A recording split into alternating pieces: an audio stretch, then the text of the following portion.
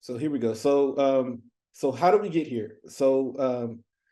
I took all of this stuff and I started studying about 2 years ago. Um, what can I do to put this joy back into my career? These are some of the really key tools that have inspired these methods that I'm going to talk to you about.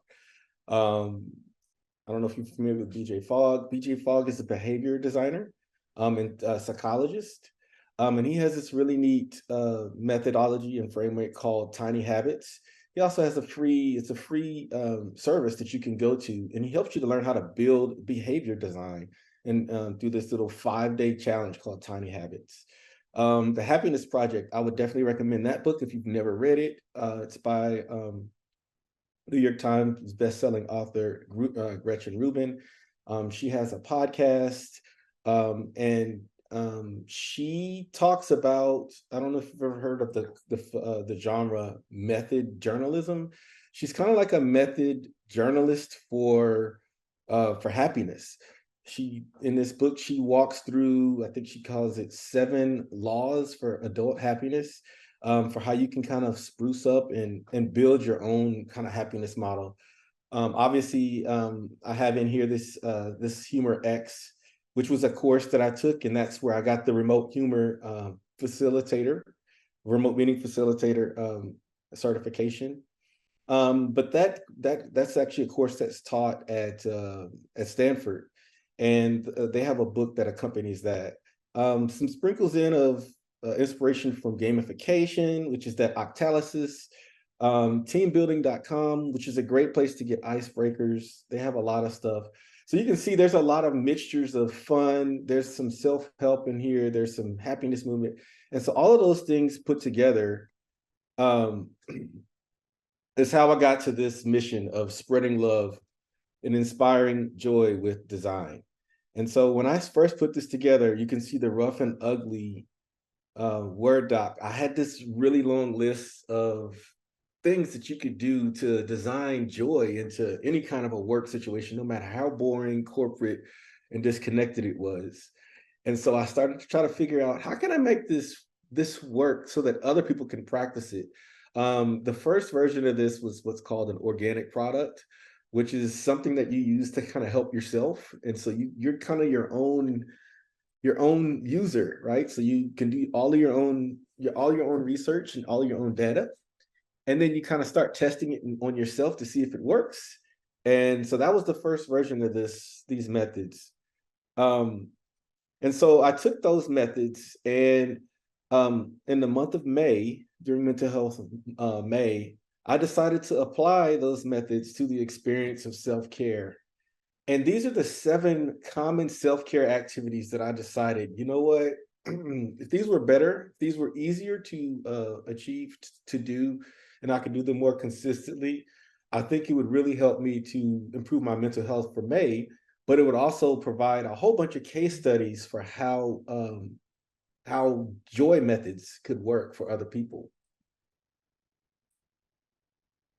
So what I did from there is built this bright framework to create balance, resilience, inspiration, gratitude, harmony, and trillness. And if you're not familiar with trillness, that comes from Lil Wayne. It means true and real. And that trillness and having a trill environment, I feel like a lot of us maybe in our remote culture, I mean, especially those who work remote, I think we have a little bit more um, ability to control this. But our atmosphere and our levity skills, they're something that we really should kind of focus on. I think right now the setting that a lot of us who maybe struggle with some of the joy and self-care, the setting that we work in is very boxed in. We're very comfortable. We have our ways of doing things and our ways of working, and that's it, right? And so that's the one that I'm going to talk about today. I'm going to apply this framework, and I'm going to show you some examples for how you can use this bright framework to improve your trill setting. All right, so jumping right into your comfort zone, right? So an uptight and anxiety-ridden comfort zone. I mentioned before the problem with anxiety and the big problem it poses to our having joy in our career is it's a waste of our imagination. As designers, we have to be creative, and if half of our energy is spent just being fearful of a certain sector of ideas, you have half of a brain left to come up with something that's cool and something that we'll enjoy. So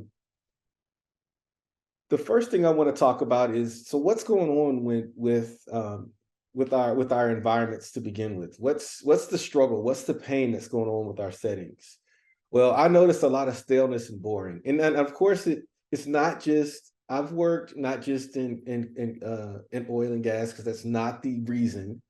I mentioned some of my freelance clients, and I've done a whole bunch of stuff with consulting for the last 2 years. But what I mean by this stale and boring climate that we've kind of created ourselves and trapped ourselves in is we're afraid to be individuals, right? We're all looking for ways to stand out, but bringing our authentic self to work means being bold, being fearless, and sometimes our comfortable surroundings from our couch, um, or for me in my little, you know, desk in front of this glowing light that's making a haunted shadow on the wall. It can be very comfortable. I can wake up and have my little shirt on like this, and I don't really stand out. I just do what I need to do to get through the day. Over structured. So part of what I know I had to do in terms of making the adjustment to the work life blur that I was experiencing during COVID, and that I it's still the one of the ways that I make it through the day is over structuring. This ability to have rules, timelines, time boxing. Sometimes it creates this expectation that everything's going to be perfect or everything is going to be linear. That creates it creates productivity and it creates efficiency, but it also creates hypostress, which is the technical word for boring. Um, and then, of course, I mentioned anxiety, anxiety, anxiety. I've noticed a huge uptick in my anxiety since going back to work. I mean, there's anxiety about our jobs. There's anxiety about, are they going to make me go back to the office? There's anxiety about everything, and so my question then was, how can I do something about that? Well, first I started to identify some touch points. Well, first of all, here's some more pains. I shouldn't jump to the touch points yet, but here's some more pains. So of course, setting boundaries around my time. This is one of the reasons why I talk about the structured environment, but this is one of the reasons why it hasn't stuck. It's because I don't stick to my own boundaries. And when I do set them, I don't defend them, right? There's things that are inside of my control. There's things that are outside of my control. But those things that are inside my control, I dang sure should put my joy in place. Even if it's 5 minutes a day, I should find something goofy to do every morning. And I tried to do this when I started this project, I tried to do this for a week just to dip my toe in there. I did this levity moment every morning of 5 minutes, using some of these methods to just spruce up my day and start the day with some fun, goofy laughter. I used to look at my kids' artwork and do critiques on YouTube, or I would review a toy site, something, just anything that was loose that would allow me to kind of use what my brain is doing, but it did not have the same rigor and rigidness that my work did. I mentioned hypostress and the structure of rigidness. It can limit you, right? Because you have one way that you think you're going to go in to do it, and then it creates a whole bunch of anxiety and tension when you have to be flexible and either work with others or work with things outside of your control, or work with threats and things that are again beyond you. So again, what I did to kind of start fixing this was, the first thing I did was I went through and identified some touch points, and I kind of started to group them. and figure out, okay, what is it about my daily life that creates some of this rigid structure, this box. So I kind of have these four little buckets. There's things that I do for my daily rhythm. This includes, of course, what time I wake up. Do I set an alarm? Do I do that every single day? Wake up the same time, go to bed the same time. Um, what clothes do I wear? I personally like to throw in colors, goofy clothes every once in a while. But ultimately, for work, I probably put on a t-shirt, do the same thing every day. I don't really change it up. Of course, hygiene, we all have to do some sort of hygiene, I hope. We don't really get, I guess we don't have to if you work from home, but you do some some sort of a hygiene routine, whether it's just wake up and brush your teeth, or if you do the whole makeup and everything like that, meals and meal prep. And then of course, when do you plan your downtime? So these are all pieces that we stick in. At some point we do them during the day just to keep our daily rhythm together. Then there's these hard processes that are part of our regular life. These are the work things that we have to learn how to do. We figure out a way to do our research and analysis, doing our stand-up calls. They come with a little bit of a learning curve, but once we kind of learn to perfect these, we kind of get a skill and a technique, and we don't really change from them, right? Um, Solitary me time. Now, as a remote worker, this has been one of those that can create a lot of boringness, right? I've gone through all of the streaming content that I could possibly go to. What else can I do? I mean, I've worked my whole genre of true crime. I've tried true crime on Netflix. I've tried true crime on podcasts. Anywhere I can find true crime, I've listened to everything. So then it becomes boring. So what else can I do? Narrow hobbies is another one. So we also, at times, we are thrust into these situations where we're going to have small talk. And, like one of my hobbies, a lot of people have it, but so fantasy football, that's my thing, right? Everybody doesn't want to hear about that though. So it kind of turns into this thing where, can I bring up fantasy football? If I find two or three people who want to talk about it, great. If not, okay, then I don't know what to talk about. So having narrow hobbies is another one of those things with your solitary time that it can box you in. It can box you into this comfort zone. And there's nothing wrong with having narrow hobbies. I'm not saying that. I'm just giving it as an example of one of the areas that you can use this methodology on. And then finally, I'm talking about life balance. So life balance is a type of work that you have to do when you're not at work. This is stuff like that keeps your ship running, keeps the lights on. It's necessary, but it's not all fun. So then what I did was I used some methods to change up the modes of action for those. For those daily rhythm items, I said, you know what? If I added more of a reason, I think it would make it a little more fun. The thing about the daily rhythm things is you do them so many times that you can do them on autopilot, and you don't even you might have found a way to do them, and you never really even find you may have lost track of the reason why you do them. You just know you have to wake up every day and you got to put this shirt on because it's easy, or you got to go to bed at this time because who knows, whatever your reason is. Um, One of the things that I use to methods that I use to improve hard processes is what I call choosing good rewards. So your reward process, or what your collection of rewards are, is greatly tied to your motivation. And so sometimes you might think you have a reward, but you may have gotten bored with it. And so if you can improve your rewards, you can improve your motivation and then make the item, especially if it's a hard process that you're learning to teach yourself to do, make it a lot more effective. As far as solitary me time, so again, I mentioned narrow hobbies. You really got to find a way to explore and discover inside of those hobbies or whatever it is, even if it's streaming content, if it's video games, whatever your tickles your fancy. And if you could add new things, it's better for you. And then in terms of life balance, those things they're on your I have to do list, learning how to improvise with those and pull things in and combine them with others. Those are some tips. So I have a tool. I have a small tool. I mentioned that I like to make little quirky products to kind of promote some of the ideas.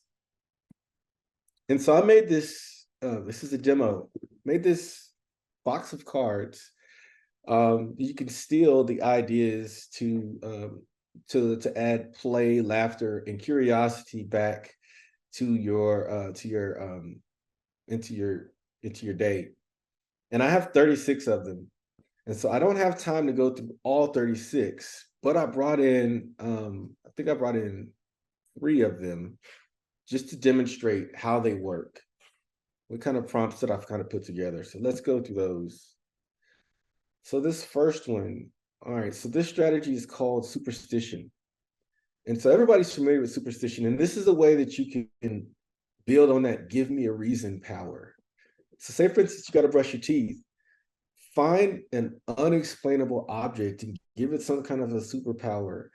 Maybe you have a toothbrush and you put a rubber band on it, and the rubber band, you give it a story. The rubber band gives it, some sort of a special grip, or it's got bad breath repellent. You can use superstition to add in a funny story that maybe means something to you. It could just be an object. It could be a complete story. Like an example, and I'm going to use a sports analogy. If you know anything about baseball, you never jump over the third baseline. That's a superstition. Now you can do something like that in your own day with your bedtime. Maybe you do something like, hey, I've got to jump into bed. I can't step into bed. And it just adds this little fun flair to your daily life. It's nothing expensive, but it can bring a little bit of joy. And that's just a strategy that you can use to come up with ways to kind of quirkify and build on maybe some of your daily rhythms. I call this the power of iterations. Now, everybody knows about most people know about iterations if you know anything about agile. But apply it to your improvisation. So I have to run errands, or like specifically, I can give you a real example. We have this refrigerator at home, and the ice maker keeps breaking every time we change the filter. Being that I am not the handiest of men, I always go to YouTube and I just try 3 or 4 of the first videos that I can come up with. And it's not quite as fun, but I always just give myself a little bit of grace that I'm gonna probably it's probably gonna take 2 or 3 till I can find one. But it always gets me going, and it always helps me to move out of my comfort zone of just calling somebody else up or just procrastinating and never doing anything out of what I'm really good at. So I always say start where you are. Do something that's unfinished until you can get to the next level, or do the pieces that you already know and then bring somebody else in to finish it out. All right, and so as far as good rewards, so this one is one that I've talked about before. I call it soundtracking. So for like the last 10 years, I've collected a soundtrack for the full year. Anytime I hear a song that has me in a good mood, or it's good energy, or before I'm going to go on vacation, I add it to a list of the soundtrack for that year. So I have this big cookie jar of songs, and they always remind me of specific moments. Now, I don't know if anybody's aware of this, but music is almost like it's like an emotional journal.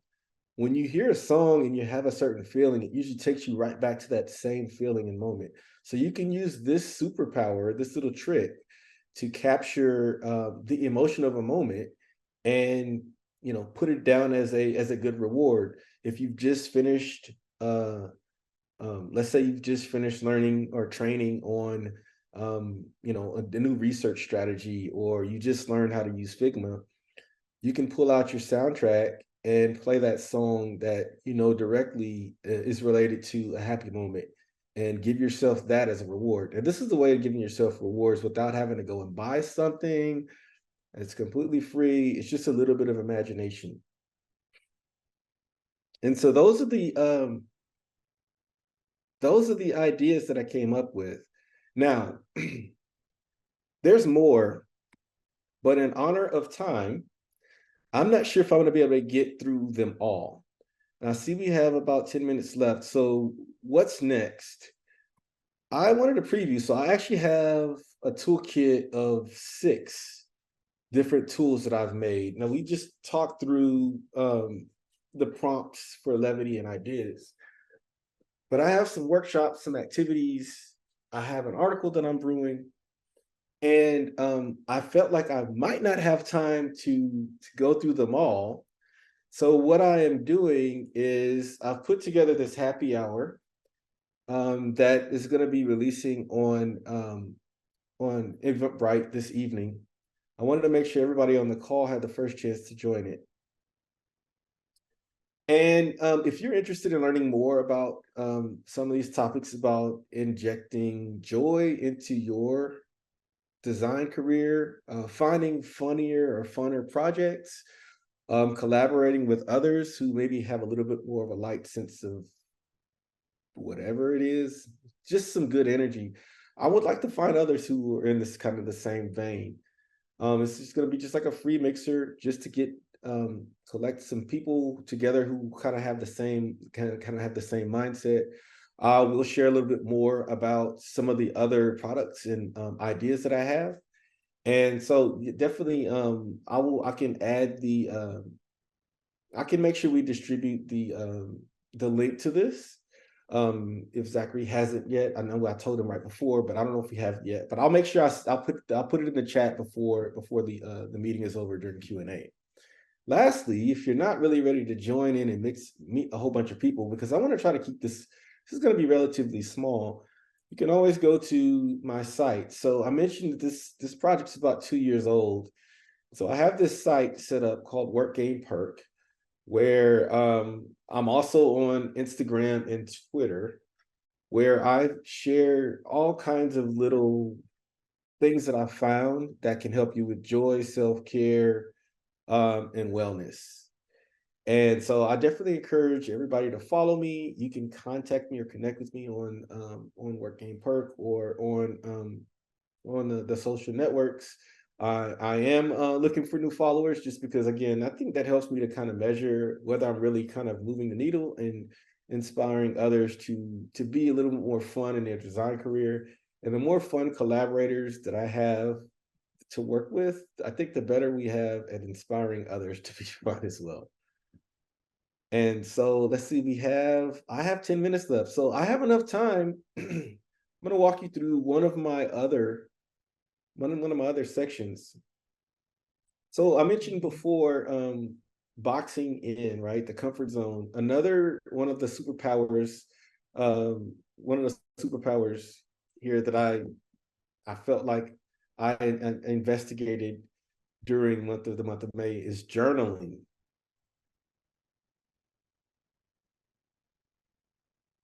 This is a fundamental exercise for mindfulness. I'm sure we're all familiar with the whole gratitude journal or writing a journal or whatever journal you've kept in the past. My problem with journaling has always been I don't like to write. And so the habit of journaling was always very fickle for me. I would write for 2 or 3 days or a week and then completely get bored and stop. Or I would always make it very complicated. And I'm going to talk about how I make it complicated. I would always run out of ways to be inspired for what to write. And it just would become more work, because I also like to draw. It would just become more work coming up with ideas than it was actually focusing on improving my mindfulness. And then lastly, there's some dark factors to journaling that I don't know if everybody's aware of, but I definitely felt them.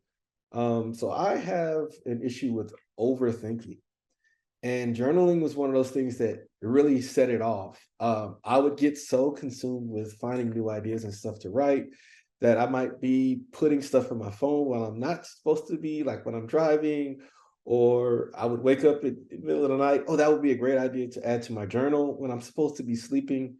So those are I just would get so into the writing part that I was forgetting that the whole point of journaling was really for me to be mindful. It wasn't for me to try to become a bestseller.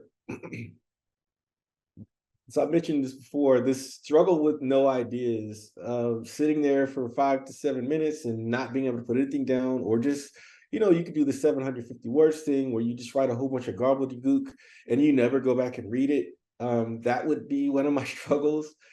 Um, Also, I mentioned before, it would be in the building, but not in the room.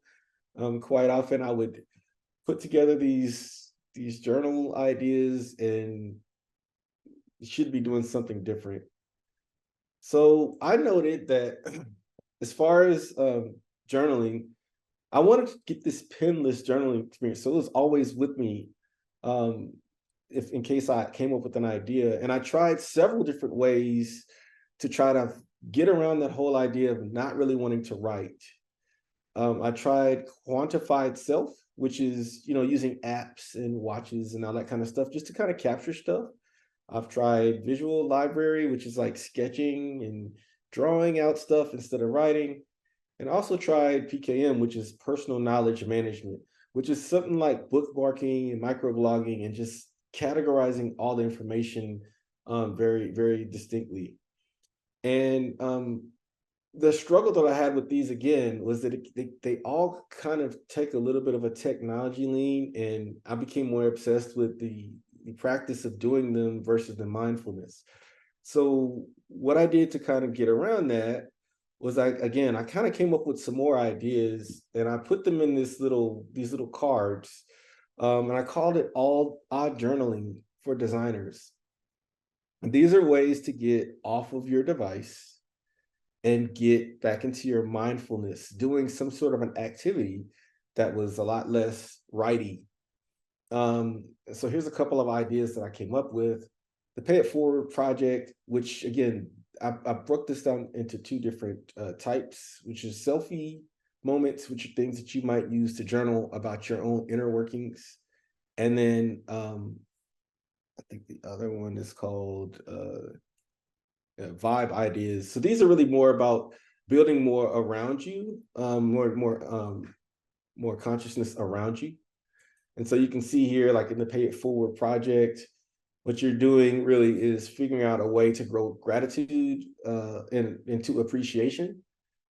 And basically, it's really easy. You just want to kind of make time to find something that inspires you. You may want to do this every week. And then, you want to share the compliments of whatever that is with somebody else. So instead of just making it something that you write down, you actually have an action item towards that idea. And then again, mentioned here about the vibe ideas. So these are really just more about connecting with the things around you versus just what's in your head. And again, you want to turn gratitude into appreciation. One way you could do that is, these are both kind of related, basically kind of paying tribute to the items. In the gratitude, in the go on tour, you want to get out of the building. You want to actually find something that has a good energy with it, and then you want to capture and produce like a video or photo of it with you actually interacting in it in real life. And again, the whole point of this is to not just sit in the house or stay in your one little confined space, but to actually get out there and build something around the joy that you're trying to achieve. So I see we're a little bit early. But we're right at 7:40. Are we good on time, Zachary? Yeah, we're doing great. Okay.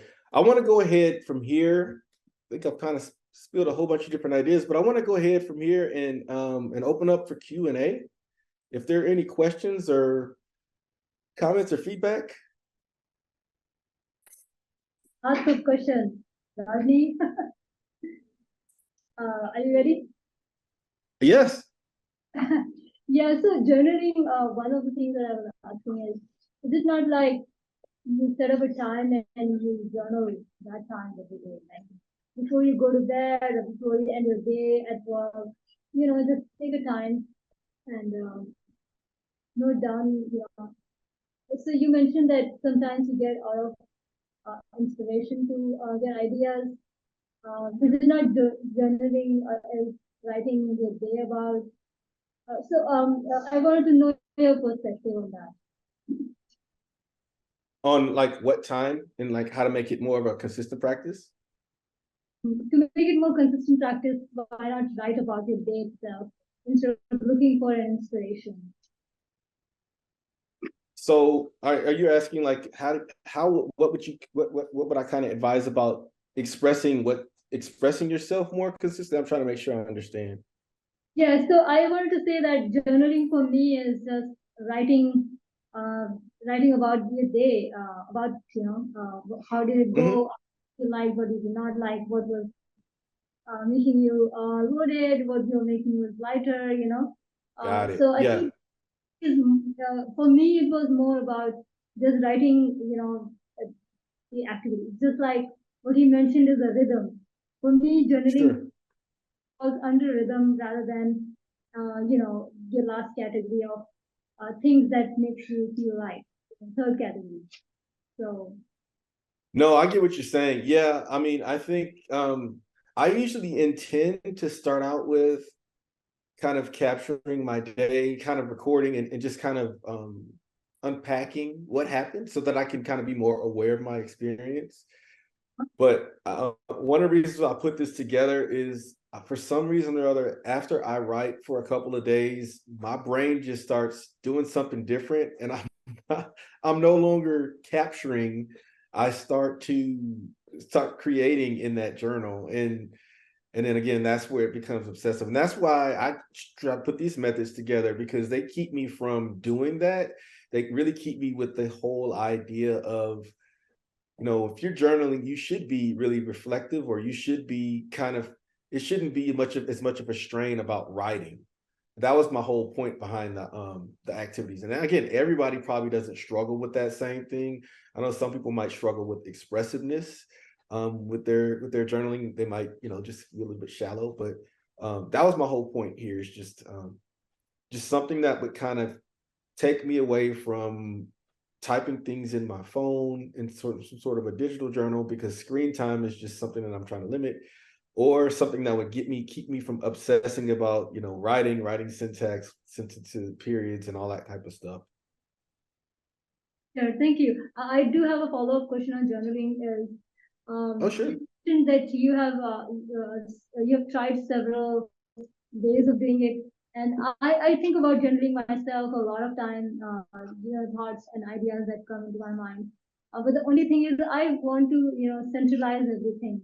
And, I feel like if I use a paper and pen, then it will not go digital, it will never happen. Even if I think about this one day, that one day is never going to come. And if I'm doing it online, looking for options, what are the best things that work for you in terms of uh, having your notes handy when you want to, actually. What's your suggestion? Yeah. Do you have a recommended tool that you found the most success with? Well, most of them just, stay in my computer, but I wanted to see something that can be, more, that people use more, across everywhere. I mean, I can put my notes into Google Drive or something, but I just don't feel like I should do that. But you know, have you used any tool that has worked for you? Yeah, I've had the most success with Notion. I've been using Notion for about 3 years.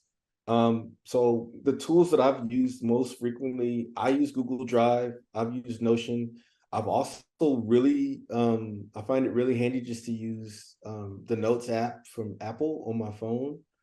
I like the folder structure. I like something that has a good folder structure that I can quickly find stuff.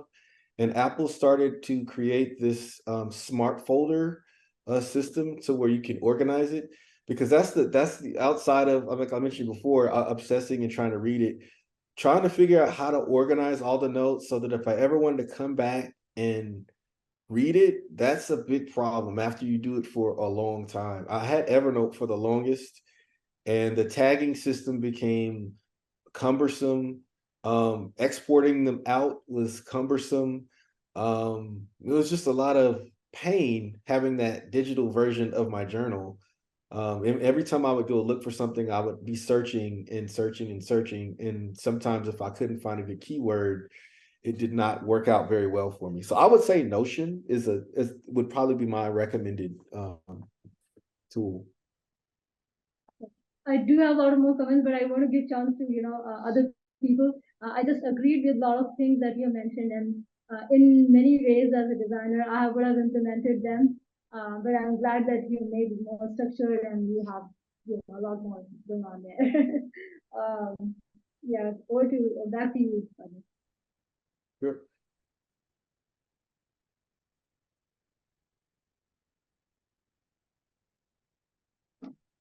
Anyone online have any more questions, or is there any questions from anyone in the room there with you, Tanvir?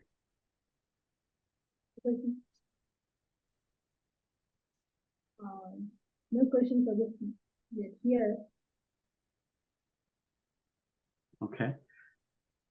Well, Rodney, we want to take the moment and thank you very much for your time and for putting this presentation together for us. It looks like we're going to wrap up a little early, or right on time, as some people might think. Yep. I have to say, when you were talking about one of your methods for superstition, I came up with one that I think is kind of funny that I'm going to share. We're given, things superpowers to put reason back into why we do some of the, more mundane things in our task. And the one I came up with is that my razor wields the blades of shaving to keep the Lord of Beard at bay. Which I think is a really good way to remind you to shave every day. So thank you very much for your time. We loved having you on. To everyone in the group, I did share both of Rodney's links to the chat. So if you're looking for them, they are there. I will also put those links in the YouTube video whenever it's posted tomorrow. And other than that, that's all we have. Thank everybody for attending, and don't forget to look out for information on our next event in September.